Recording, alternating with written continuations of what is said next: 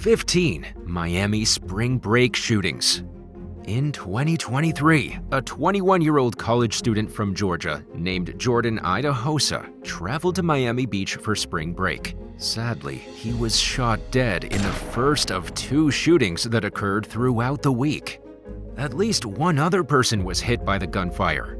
Police found 4 guns at the scene and detained someone, but they declined to release further details. 2 days later, a gunman opened fire on a busy Miami Beach sidewalk. Using a stolen semi-automatic handgun, he fired 11 shots, killing 1 victim. The suspect, 24-year-old Dontavius Polk, fled the scene, ditching the Glock 27 along the way. He was arrested for first-degree murder later that day after being hospitalized for pain from a previous gunshot sound. Surveillance footage showed the suspect and 3 unidentified men walking slowly along a sidewalk at around 3:30 a.m. After firing nearly a dozen bullets at the victim, the shooter could be seen fleeing the scene on foot. Both shootings were isolated incidents that did not put the community at further risk of harm, according to the police, but after having 2 murders occur over 2 days, people were understandably shaken. Following the tragedies, Miami Beach Mayor Dan Gelber said that the city didn't ask for spring break and didn't want the festivities to occur there due to the violence and disorder that the police struggle to keep under control. In an attempt to prevent these types of crimes from happening, the city imposed a strict midnight curfew for tourists. Residents were exempt, and hotels were allowed to continue serving their guests after the curfew, but restaurants were only allowed to make deliveries. Police did their best to enforce the policy, but of course, there were rule breakers, and it was impossible to keep every single person out of the streets. There appeared to have been no updates since news of the shootings first broke, leaving the status of both cases unclear. 14. Liza Burke. University of Georgia senior Liza Burke was enjoying her spring break in Cabo San Lucas, Mexico with her boyfriend and his fraternity brothers in 2023, when she suddenly fell terrifyingly ill with a massive headache. Her family would later learn that she was also suffering from some heart-related issues. The 21-year-old was rushed to a nearby hospital, which wasn't equipped to treat her, so she was airlifted to the Mayo Clinic in Jacksonville, Florida. Burke was suffering from a brain hemorrhage caused by a deadly stage 4 malignant tumor called an astrocytoma glioma. Doctors were unable to determine how long ago the tumor had developed, but they believed that it had been dormant for years and had therefore gone mostly unnoticed by Burke. On a handful of occasions starting in 2019, she had mentioned feeling lightheaded and suffering from headaches. Her mother told the Daily Mail that the young woman had complained about feeling like she was going to faint. Given that Burke was a busy college student at the time, her mom assumed that she was experiencing stress-related ailments, and because it didn't seem like an emergency, neither of them seemed to give it a second thought. After discovering the tumor, Burke underwent daily radiation treatment in hopes of shrinking the tumor, but her brain continued to hemorrhage. The fluid was drained, and much to the doctor's surprise, she showed intentional brain activity, but it didn't last long. Faced with the grim reality that she was no longer going to survive, her family made the painful decision to stop treatment. She passed away a few weeks later in the company of loved ones. This marked the second loss of a child for her parents, whose other daughter died from a rare genetic condition back in 2008. 13. Dominic Glass. After being arrested in Clearwater Beach, Florida during spring break in 2021, an 18-year-old man decided to make a last-ditch run for it with his hands cuffed behind his back.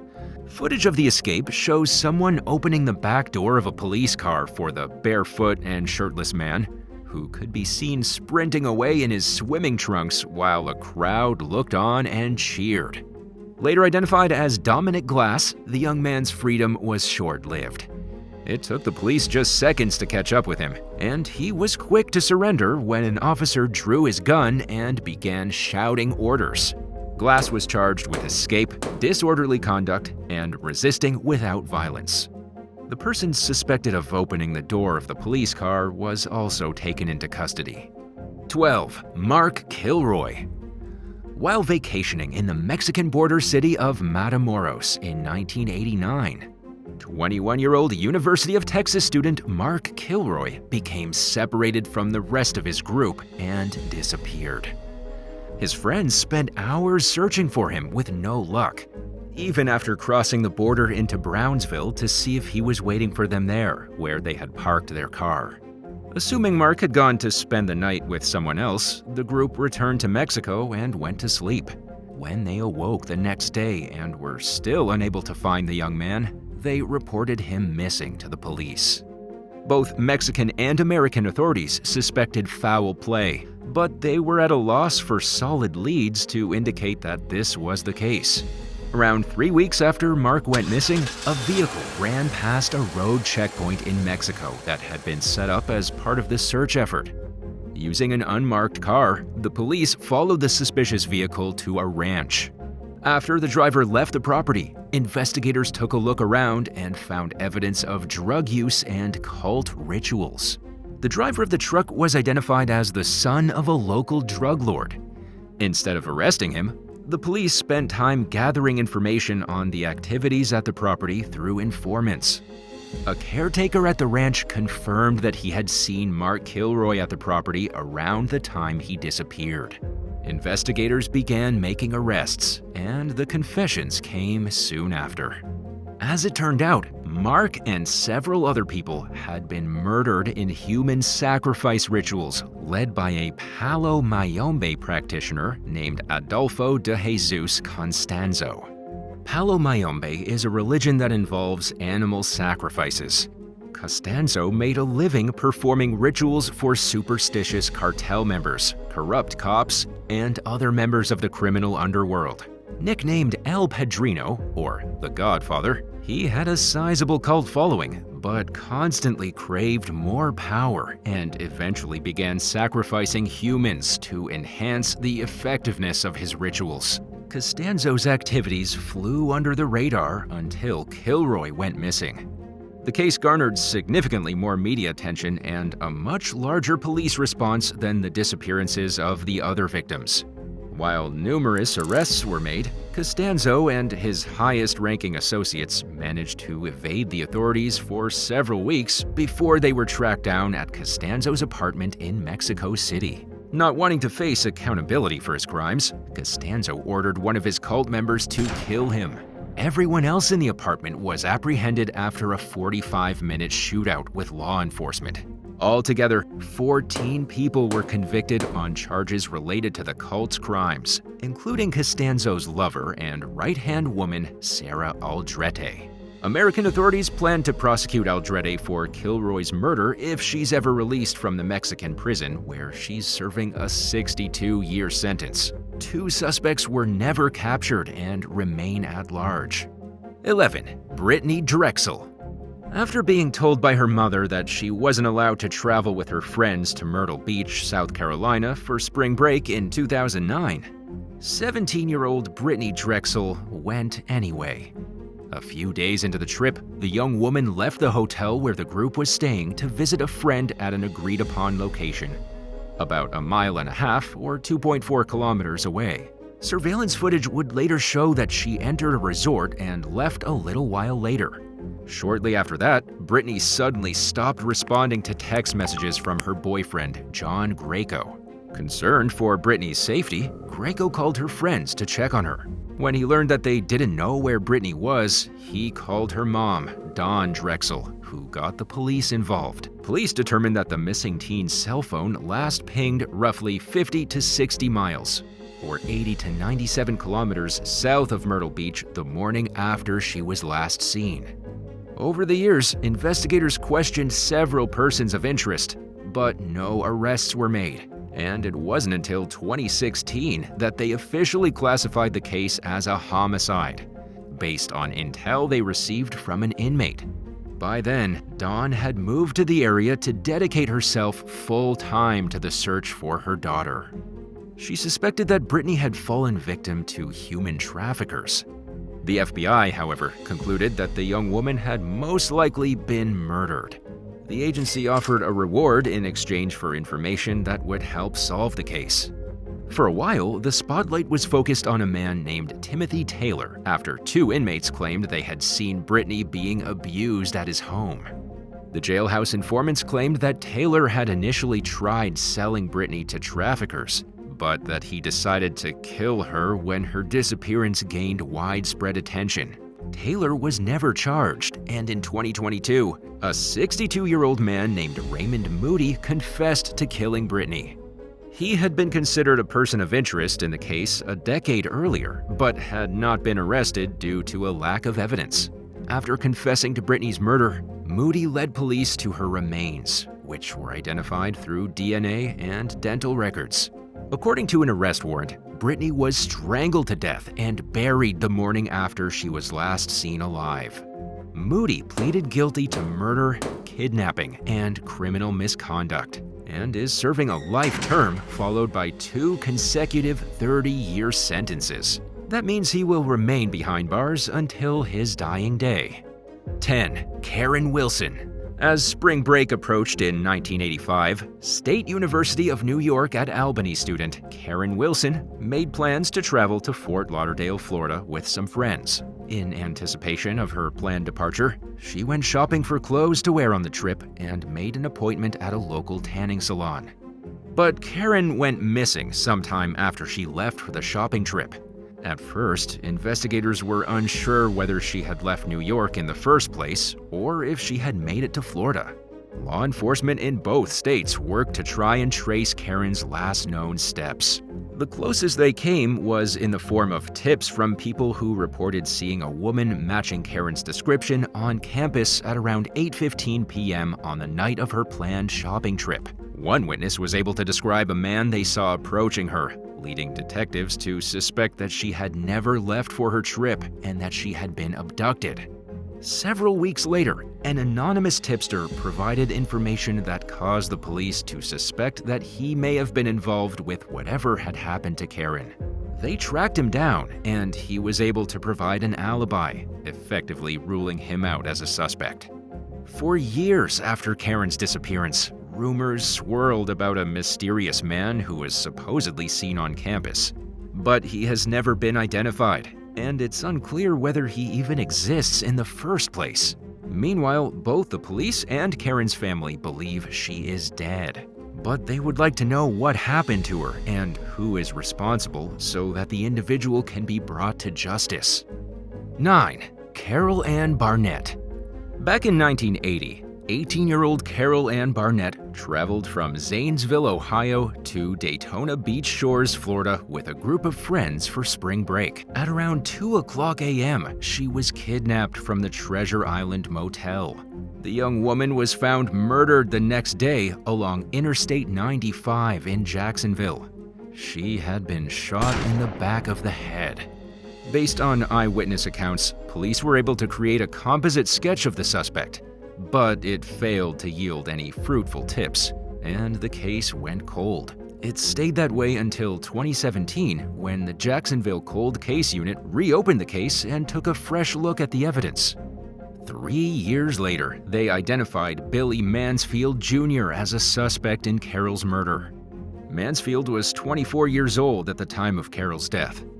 In 2022, he admitted that he was the man in the police composite sketch from more than 40 years earlier. Then, shortly thereafter, he confessed to Carol's kidnapping and murder. In early 2024, authorities announced that the case had been solved. Because Mansfield is already serving a sentence in California for murder and has been sentenced to 4 life terms in Florida for 4 other murders, prosecutors declined to pursue a case against him for Carol's death. They believe Mansfield may be responsible for other cold case murders and said he's cooperating with investigators as they try to get to the bottom of these cases. 8. Christine Engelhardt.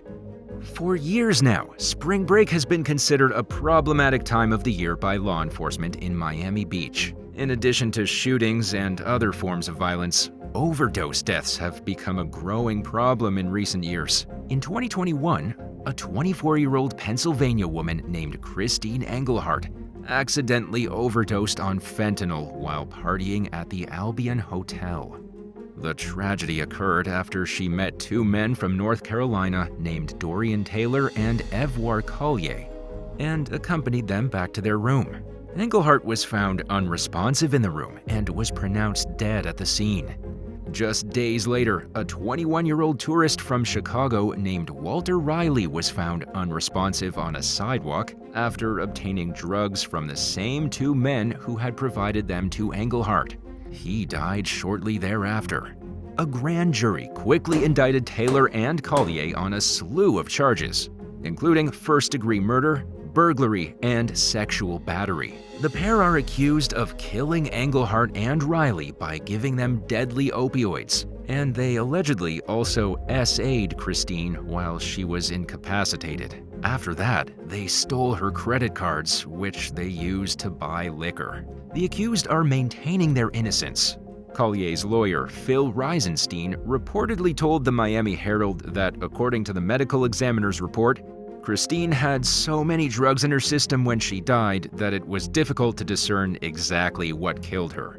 But based on the arrest report, the Miami-Dade medical examiner determined that a green pill the men had given Christine contained a so-called rapidly fatal dose of fentanyl. The autopsy also revealed that the young woman's blood alcohol level was nearly 3 times the legal limit when she died, and that asphyxia may have played a role in her death. As of 2023, Taylor and Collier were still in jail awaiting trial. 7. The Pickering Six. During a night of spring break partying at a local high school student's house in Pickering, Ontario in 1995, 6 teenage boys decided to leave early.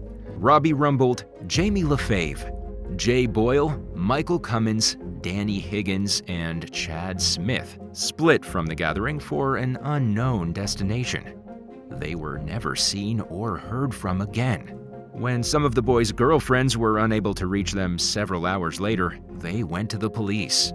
Search parties were dispatched, but no trace of the missing teens ever turned up. Unfortunately, their fate remains a mystery to this day. Authorities believe the boys stole a 14-foot boat and went for a joyride on Lake Ontario, making it entirely possible that they ran into rough waters and drowned. Surveillance footage appeared to show at least 3 of the boys walking near a dock at around 2:00 a.m., but their trail was lost after that. A gas can from the stolen boat washed ashore in Wilson, New York, but it didn't bring investigators any closer to finding the missing adolescents. In 2022, a private investigator named Bruce Ricketts told the Durham Region newspaper a new theory. He suspected that the youths may have been involved in the drug trafficking that's known to occur between the area where the boys vanished and underworld figures in New York State.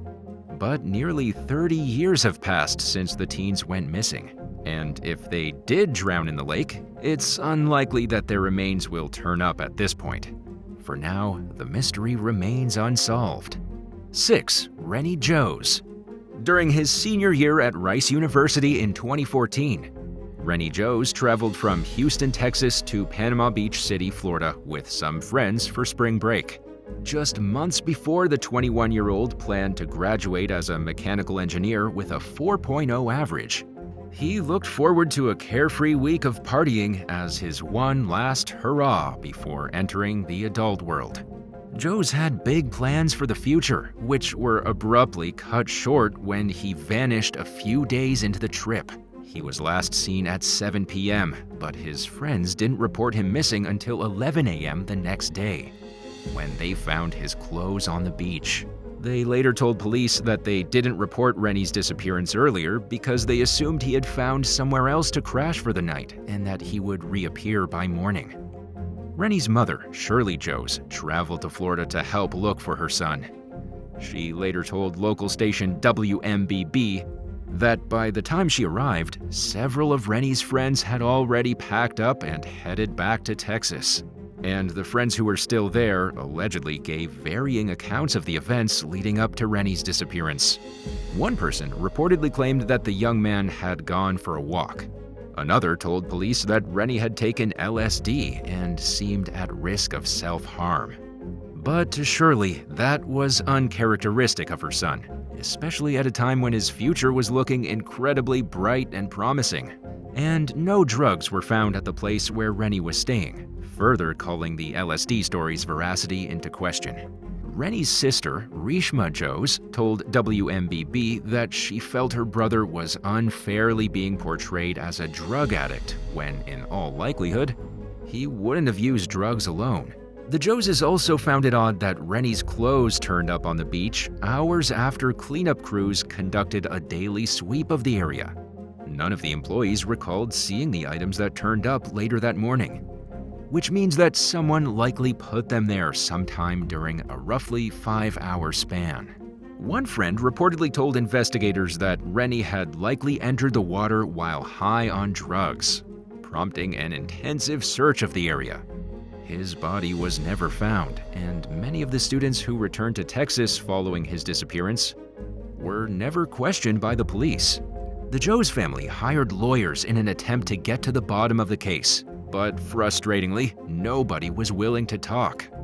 In addition to keeping their lips sealed, several of Rennie's friends hired lawyers to represent them amid their refusal to discuss the case. During a news interview in 2020, Shirley Jose speculated that someone had abducted her son. She pleaded with the public and with the students who went on vacation with Rennie to come forward and share what they know for the sake of gaining long-awaited closure. But more than a decade after Rennie was last seen alive, the case remains cold. Every year, the family pleads for answers, suspecting that someone may have an idea of what happened to Rennie and hoping they finally speak up. 5. Susan Jocks. In April 1986, 18-year-old Susan Jocks traveled with a group of fellow high school students from Connecticut to Fort Lauderdale, Florida for spring break. One night during the trip, the young woman left her hotel room in the middle of the night and never returned. 3 days later, her body was found floating in a canal near Delray Beach, roughly 35 miles from where she was last seen. Susan's friends told the police that she said she was going for a walk when she left the hotel at around 3:30 a.m. Her friend, Kara Buckley, said that she begged Susan not to go alone. Autopsy results were inconclusive, which meant that no cause of death could be determined, and no witnesses or tipsters came forward with any information about what might have happened to Susan. To make matters even more confusing, she was fully clothed and wearing expensive jewelry when she was found. That ruled out the likelihood of a robbery gone wrong. Former homicide detective Phil Mundy theorized that Susan had left the hotel in search of some friends she had been dancing and drinking with hours earlier. He suspected that someone had abducted the teen by forcing her into a car. But with no outward signs of injury and no reason to believe the death was accidental, law enforcement stalled in their attempts to solve the mystery. The case went dormant, leaving Susan's loved ones without the answers they longed for regarding her death. A year after the tragedy, the young woman's parents told the South Florida Sun-Sentinel that they had stopped calling law enforcement for updates on the case in an attempt to minimize their grief. 4. Amy Gellert. Instead of spending her spring break partying like most college students, 21-year-old Amy Gellert drove to her friend's home in Cocoa Beach, Florida in March of 1994 to spend time with her family. On the day they were expecting her to arrive, the young woman's parents, Bob and Bunny Layton, entered their home to find a masked man dressed in all black waiting inside. Armed with a gun and a knife, the stranger forced the couple to lie on the floor and took their money, but didn't rob the home. He also didn't take any of the $5,000 worth of jewelry that Bunny was wearing, making it clear that he wasn't overly interested in valuables. The man said he was waiting for a ride and turned down Bob Layton's offer to let him use the couple's car. As Amy pulled into the driveway a short while later, the man began viciously stabbing Bob and Bunny. Both victims were seriously injured but survived. As Bunny fought the attacker off, Bob ran to a neighbor's for help. Sadly, emergency responders failed to reach the scene before the mystery man stabbed Amy repeatedly. She died in a parking lot near the home. Amy's murder was incredibly bizarre, not only because it happened in a safe and quiet neighborhood that sees little violence, but because detectives were unable to establish a motive or identify the suspect. By the time police arrived at the scene, the killer had fled. The crime was also strange because the attacker had remained relatively calm before he saw Amy's car pulling into the driveway. Bunny later told 48 Hours that it was as if a switch had flipped when the man suddenly erupted into a frenzied stabbing spree. She and Bob described his knife as an ornate dagger. Not an ordinary kitchen knife, but an unusual weapon with an elaborately patterned hilt. The dagger was never found, and the Laytons have never come across one they believe resembles it. Based on a magazine the intruder left behind, police determined that the gun he was carrying was actually a prop that was designed to fire blanks. In addition to the unusual nature of the weapons, detectives were curious about why the man covered his face when his apparent intentions were to kill his victims. The fact that he was wearing a ski mask and gloves, which are not typically sold at stores in Florida, indicated a degree of planning. This also led investigators to wonder if the man concealed his face because he knew the family. Based on what they could see, Bob and Bunny described their attacker as a white man in his 20s, which means he'd be in his 40s or early 50s now. Nothing about him seemed familiar to the couple, but Bunny noticed that he had a distinctive accent that reminded her of the manner of speaking that is often associated with Maryland and parts of Pennsylvania. How the intruder forced the Laytons to lie on the floor suggested that he may have had some military or police training. Police believe that the attack was targeted, but they still have no idea who carried it out or why. 3. Heather Miller. In 2008, 21-year-old Heather Miller decided to visit her family during spring break instead of participating in the rowdy festivities that college students are known for. The University of West Virginia senior was invited on a trip to Texas with some friends, but she returned to her hometown of Wheeling with plans to spend time with her loved ones and play video games with her siblings. But Heather didn't completely abandon the idea of living it up during her time off from school. One night during her trip, she went out with some friends with plans to stay overnight at one of their houses. During the early morning hours, someone rang the doorbell at the Miller family home. At first, Heather's parents assumed that she had simply changed her mind about staying over at a friend's place and had come home. But the couple were met by two deputies, who revealed that Heather had been in a car accident and had been rushed to the hospital. On their way to the emergency room, Heather's parents passed the scene of the crash. During a 2015 interview with WeLunk.com, her mother Jody said that this was the precise moment when she knew that her daughter had not survived. The young woman had been a passenger in a vehicle driven by her 22-year-old friend, Justin Kearns, who walked away with minor injuries. Heather, on the other hand, died from her injuries. Her mom and dad received the news after arriving at the hospital and being put into a separate waiting room by themselves. They took this as another bad sign about their daughter's fate.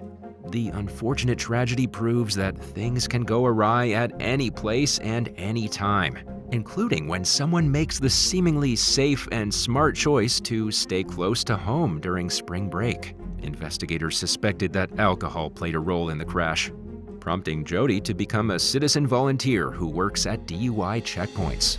The family also started the Heather Miller Memorial Golf Scramble, which gives scholarships to local students who attend the West Virginia University School of Nursing. 2. Sarah Ann Ottens.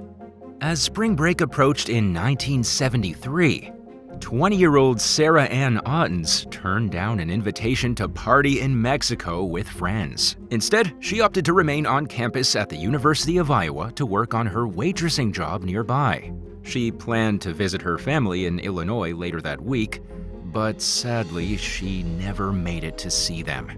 The first few days of the break were just as uneventful as Sarah probably expected them to be. However, the young woman's low-key break from classes took an unexpected turn just before midnight one evening when she was found dead on the floor of her dorm room. She had been struck several times, suffocated to death, and covered with a bedsheet. In an odd twist, her killer had washed her face and hair before fleeing the scene. The slain student's body was discovered by the only other student who had stayed behind on her floor for spring break, who found the door to the room left wide open and entered out of curiosity. Prosecutors charged former University of Iowa football player James Hall with Sarah's murder, claiming they found his fingerprints at the scene. But Hall maintained his innocence, and his attorneys insisted that evidence had been withheld from them. The defense appealed the case, claiming that the prosecution never submitted its proof of Hall's fingerprints being present at the scene and identifying other inconsistencies that conflicted with the state's case against Hall. They also called out the prosecution for lying about witnesses picking Hall's photo out of a lineup. The judge threw the case out, and in 1983, Hall was released from prison. His appeal consisted of claims that another man, who was suspected in at least 3 campus assaults, had confessed to killing Sarah. But that man was never charged, and Hall remained the top suspect in the eyes of the prosecution. In 1984, a grand jury declined to re-indict Hall on the charges. He has remained a free man ever since and has also won a lawsuit against the prosecutor's office for their shady investigative techniques and bogus court claims. In 1993, nearly a decade after being acquitted of Sarah's murder, Hall was convicted of fatally strangling a 31-year-old woman named Susan Hayek in Cedar Rapids. The identity of Sarah's killer and whether Hall was involved in her murder remain unsolved to this day. And now for number 1. But if you want to hear more bizarre and crazy stories, stay tuned after the video for some more content. 1. Rachel Taylor. 1940 was a bad year for the University of Pennsylvania. In addition to experiencing financial difficulties, the school would see the first of a string of 10 murders that year. And while 9 of those murders were eventually solved, one of them remains a cold case to this day. Back then, spring break was called Easter break. A Penn University freshman named Rachel Hutchinson Taylor spent hers visiting family in New Jersey while the dorms at the university underwent renovations. At the end of the break, she boarded a bus back to State College. She arrived at around 1:30 a.m. and was seen walking toward her dorm by several of her classmates. Rachel crossed paths with a friend, Maddie Jane Ballack, who was waiting for a bus. The women had a brief conversation, during which Ballack suggested that Rachel take a taxi to her dorm building. But Rachel said that she preferred to walk and continued along her way. At around 6:30 a.m., a janitor accidentally discovered Rachel's body while pulling into a parking lot before his shift. She had been bludgeoned to death and had been mutilated with a screwdriver. A few hours earlier, a Methodist reverend and his wife, who lived nearby, had awakened to the sound of car tires screeching and a door slamming shut. The Reverend's wife looked out the window and saw the vehicle speeding across the parking lot. She continued watching as the driver exited the car and dragged something out of the vehicle, then sped away from the scene, unaware that they may have just witnessed the aftermath of a murder. The pastor and his wife had gone back to sleep instead of calling the police. Rachel's death marked the first time a student had been murdered on campus since the college was founded in 1855. The horrific tragedy sent waves of panic across the university, especially among young women who were now worried that they might not be safe walking around alone. Several miles from where Rachel's body was discovered, a group of children found her purse, pocketbook, shoes, a textbook, and a blood-covered handkerchief. Detectives surmised that the killer had dumped the items on his way out of town after discarding Rachel's remains. Several persons of interest were questioned, but investigators lacked the evidence necessary to make any arrests in the case, which remains unsolved to this day. Some witnesses reported seeing Rachel hitching a ride after her arrival on campus, but sadly, nobody was able to identify what kind of car they believed they saw her getting into. A local man named Jack Ray confessed to killing Rachel, but it turned out to be a false confession. According to police, Ray couldn't remember key details that the killer would know and appeared to be looking for attention. More than 80 years since Rachel's murder, no other leads have turned up. In 2014, the case received renewed attention from law enforcement, but unfortunately, it remains unsolved to this day. Of course, investigators are open to receiving information, but given the amount of time that's passed, it's likely that anyone who knew the identity of Rachel's killer took their secret with them to the grave. 12. Trespassers throw house party in mansion. In 2022, a wealthy homeowner from northern Florida was outraged after a random person broke into their $8 million mansion and threw a party for over 200 people. Speaking with Fox News 2 months after the unauthorized event, the owner described how the guests helped themselves to whatever they wanted at the Santa Rosa Beach property, including her jewelry, clothing, handbags, and what was inside her fridge. Disturbing video clips from that night revealed the young attendees turned the foyer of the 5-bedroom, 8-bathroom home into a boxing ring. They also drank a 1,500 bottle of Ace of Spades champagne, along with other expensive liquor. In addition to being angry about the break-in, the mother of 4 and her oil executive husband were furious when no arrests were made, especially since many of the trespassers' faces are clearly visible in the footage. Several of the partygoers were allegedly identified, yet for some reason the police failed to take action against them. There was also obvious evidence of a break-in, considering the fact that the intruders had to pry off 3 locks just to get inside. In fact, they even planned the event ahead of time by passing out flyers for the party. The crowd dispersed when security finally showed up, with many guests snatching items as souvenirs on their way out.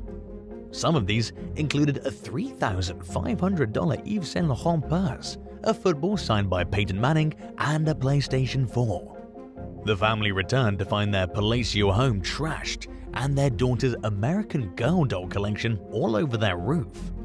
Around the same time, the family complained to the news. Authorities announced that the suspects would finally face charges in connection to the incident. And while it may do very little to restore the homeowner's sense of safety, at least there's a chance at justice. 11. Shannon Cool Mom O'Connor.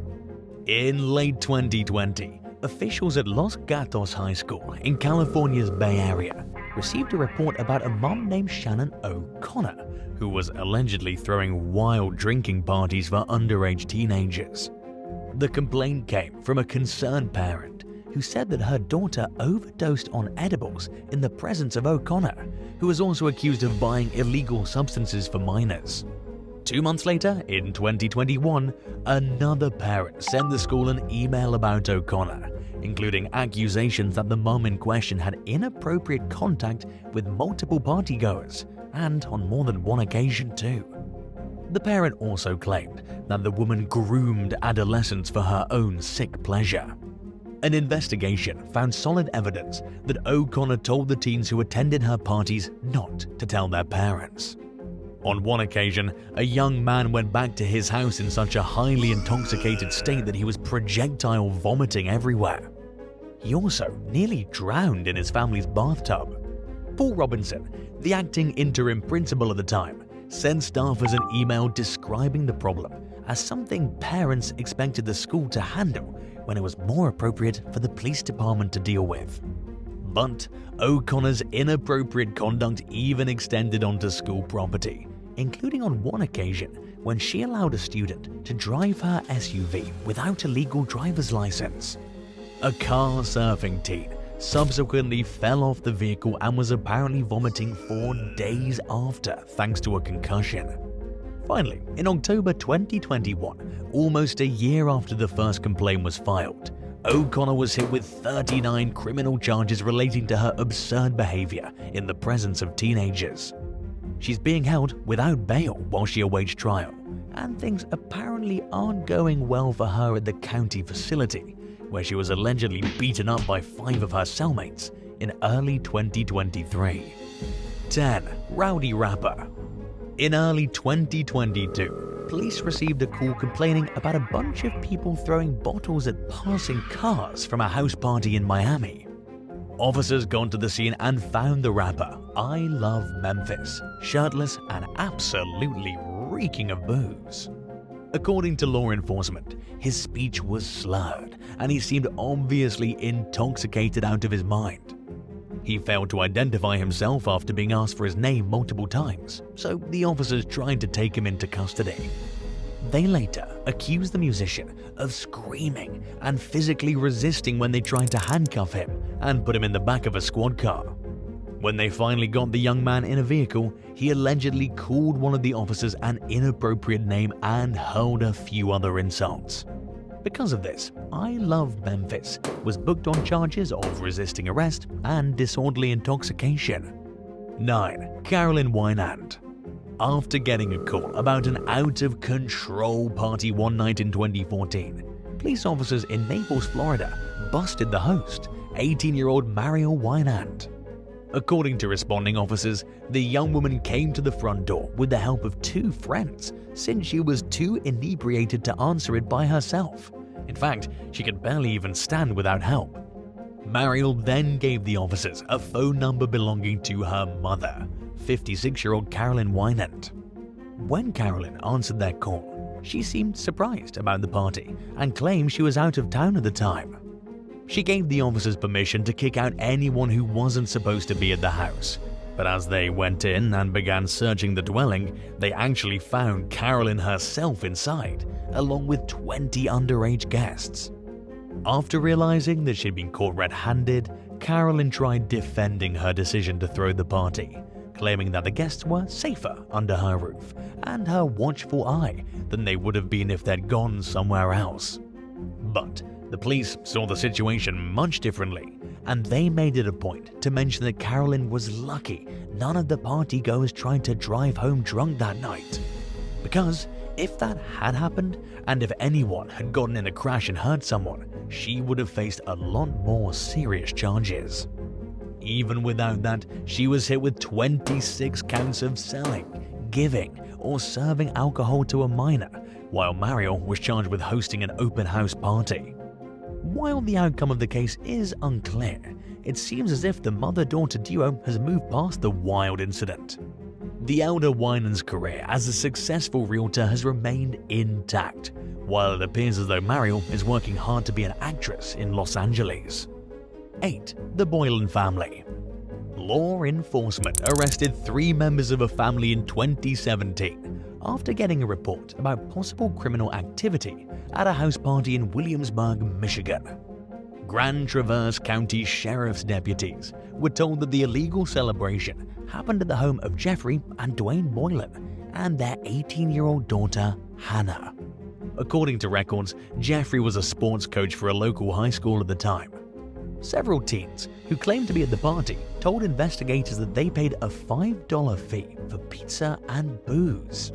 They said the family's basement bar was fully stocked with adult beverages, and the people were playing a couple of drinking games. There were also rumors about Jeffrey having inappropriate contact with one of the party guests that night. But because the person was of legal age, no charges were brought against him for it, which seems wrong if you ask us. The family was charged with selling alcohol to minors, and Dwayne and Hannah each face an additional charge of allowing a minor to consume alcohol. Dwayne ultimately pleaded guilty to 1 count of furnishing alcohol to a minor, which came with a short jail sentence of up to 30 days. Jeffrey pleaded guilty to 3 counts of furnishing alcohol to a minor, and he faced up to 60 days in jail. He also left his position as a high school sports coach before they would have to fire him. Hannah took a plea deal and pleaded guilty to a reduced charge of being a minor in possession of alcohol. In exchange for her plea, she got a deferred sentence, which means she had to abide by certain rules and avoid further legal trouble for a set period of time. 7. Partygoer wakes up in wrong place. A Scottish man went to a house party in April 2019 and ended up passing out on the sofa, only to wake up at a house he didn't recognize at all. Obviously, he must have entered the home in a drunken state, and he awoke to two strangers standing over him, confused. According to a video that went viral on social media, the man left a party with plans to grab a cab to take him home. But the taxi never showed up, so he decided to return to the party, except he went to the wrong house. He made something to eat and passed out, completely unaware that he was in a stranger's home. Luckily, the household members saw the humor in the situation.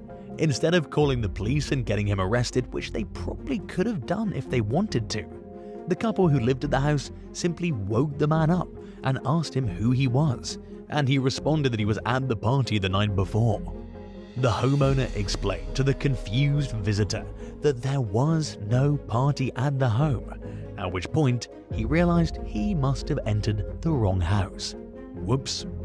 6. Mormon mum loses moral compass. Rachel Lenhart was a 35-year-old mother of 5. She was a once devout Mormon and served as a Sunday school teacher when she decided to host a house party at her Evans, Georgia home in 2015. She threw the bash for her underage daughter and the young woman's friends, and was later accused of letting the guests drink alcohol and play naked Twister. After that, Lenhart allegedly went into a bathroom with an 18-year-old man for some intimate, private time. It may sound like things couldn't have gotten worse from that point forward, but they actually did. According to several witnesses, Lenhart put on a rather obscene performance in front of minors in the living room after she came out from her bathroom session with the young boy.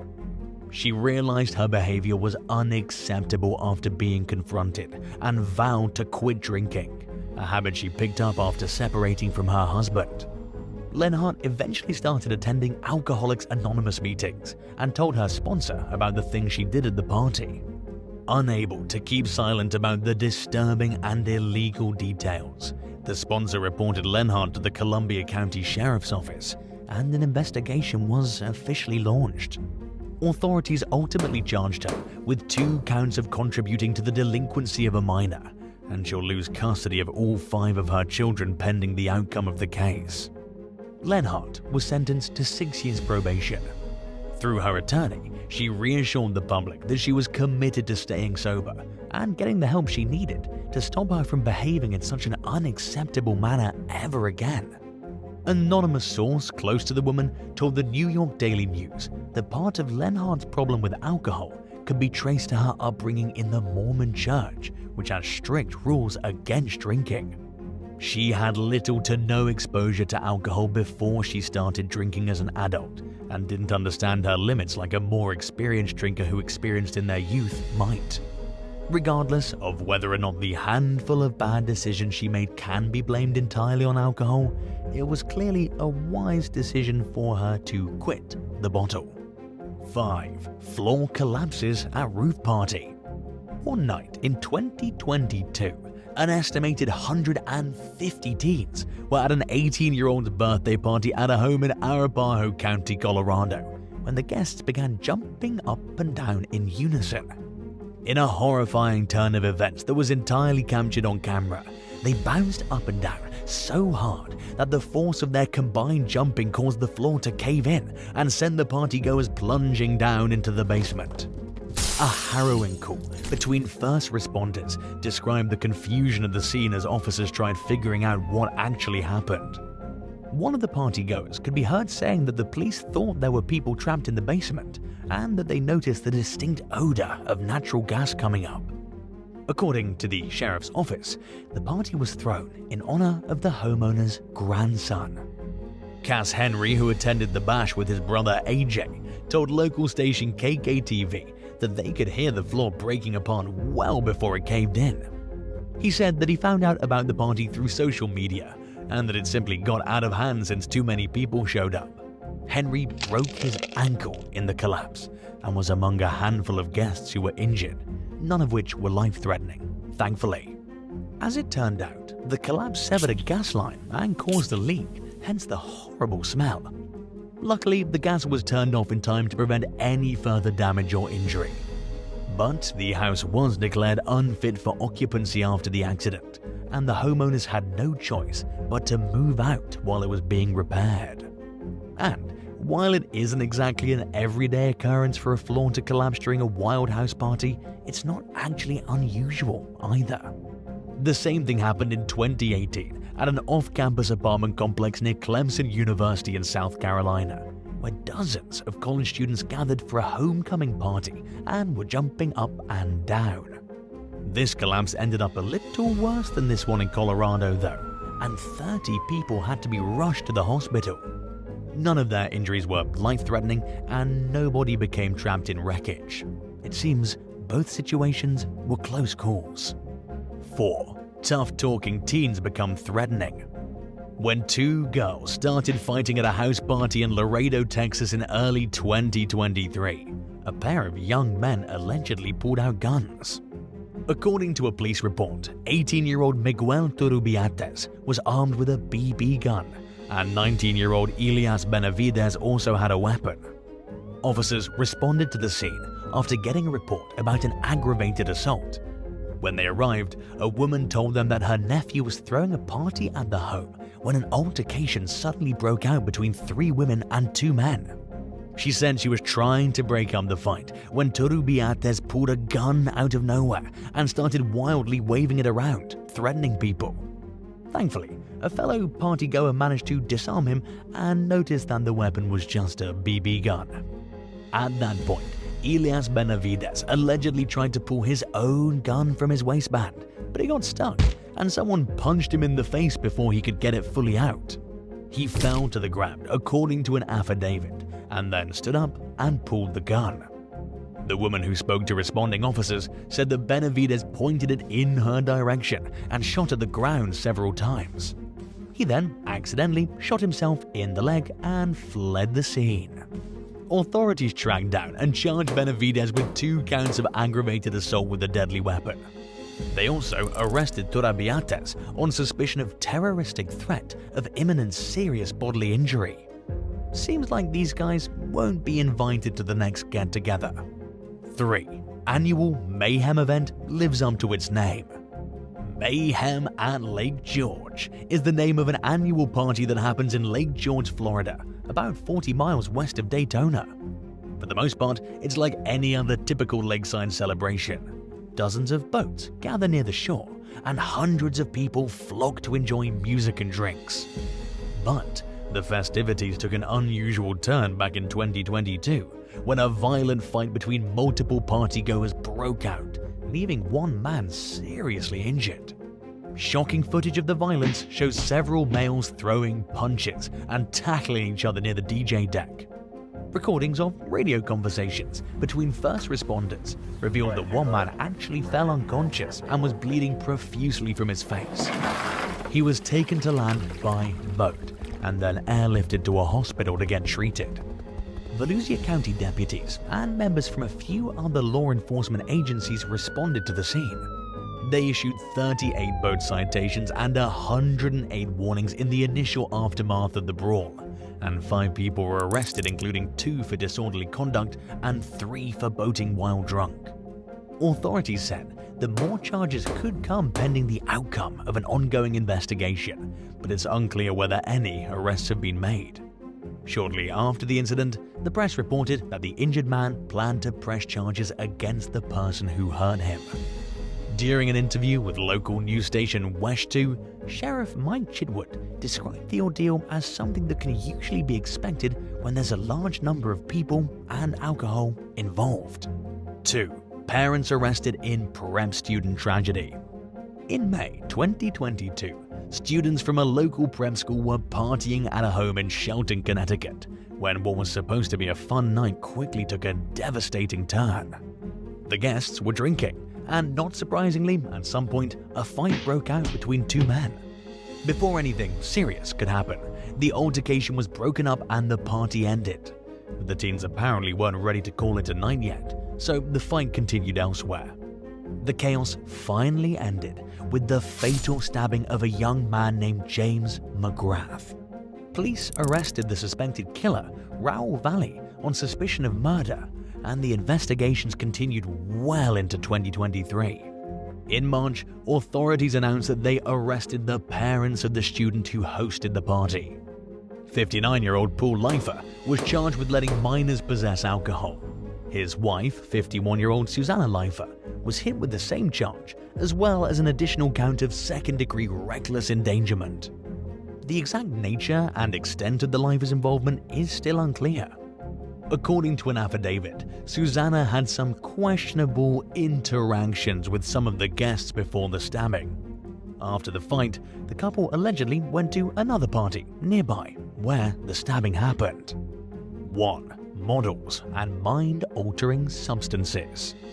In 2023, after attending a party in Las Vegas, several models believed that they'd been drugged without their knowledge. One woman who reported her suspicions to the Las Vegas Metro Police Department said that she and others were hired as atmosphere models. In other words, they were paid to add beauty and excitement to the event. The party was initially supposed to be at a nightclub, but it happened at a warehouse after a last-minute change of venue. During the event, the woman said that a man who identified himself as Leon Gong ordered coffee to the models. It seemed harmless, so they took him up on the offer. But they started to feel strange immediately after they drank the coffees, even though the drinks were never out of their line of sight. Gong then approached the women with a platter holding party favors. In other words, illegal drugs like cocaine and ecstasy. The model, who filed the initial complaint, revealed that she went to a drug testing facility right after the event, where she tested positive for MDMA. She also showed the police text messages she exchanged with the person who hired her, who reportedly blamed the incident on a miscommunication due to a language barrier between Gong and the models. Using the information provided, including Instagram photos, investigators identified the suspect as 38-year-old Zhu Gong, not Leon. Officers arrested Gong at his workplace and hit him with several charges relating to poison and possession of a controlled substance. Would you rather travel to a tropical paradise and experience crappy weather every day, or spend an entire week off at home, but at least enjoy nice weather? Let us know in the comments down below. And if you enjoyed this video, be sure to leave a like and subscribe to the channel. Thank you so much for watching, and we'll see you in the next one. Bye.